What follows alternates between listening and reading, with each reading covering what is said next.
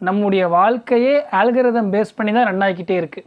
உதாரணத்துக்கு காலையில் 9 மணிக்கு நம்ம ரயில்வே ஸ்டேஷனில் இருக்கணும் அப்படின்னா நம்ம என்னென்ன முடிவுகள் எடுப்போம்?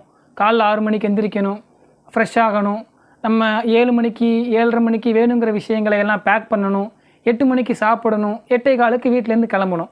இது நம்ம 9 மணிக்கு ரயில்வே ஸ்டேஷனில் இருக்கணும் அப்படின்னா நம்ம செய்ய வேண்டிய விஷயங்கள்.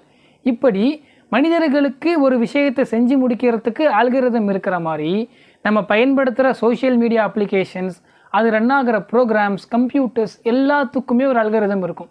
இந்த சோஷியல் மீடியாவுக்கு இருக்கிற அல்கரிதம் தான் நமக்கே தெரியாமல் நம்முடைய தகவல்களை பதிவு செய்யுது.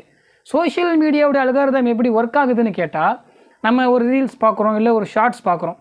நம்ம பார்க்குற அந்த ரீல்ஸையோ ஷார்ட்ஸையோ எவ்வளவு நேரம் பார்க்குறோம் அப்படிங்கிற ஒரு சின்ன கேல்குலேஷன் எடுத்து வச்சுக்கும். நம்ம அடுத்து ஸ்க்ரால் பண்ணுவோம். நம்ம பார்க்குற 2வது ரீல்ஸ், அது எவ்வளோ நேரம் பார்க்குறோம் அப்படிங்கிற கேல்குலேஷன் எடுத்து வச்சுக்கும். இப்படி தொடர்ந்து நம்ம பார்க்குற ஒரு 10 ரீல்ஸோட கேல்குலேஷன். இதில் எந்த ரீல்ஸையோ ஷார்ட்ஸையோ நம்ம அதிக நேரம் ஸ்பெண்ட் பண்ணி பார்க்குறோமோ அந்த அல்கரிதம் அந்த விஷயத்தை ஞாபகம் வச்சுக்கும்.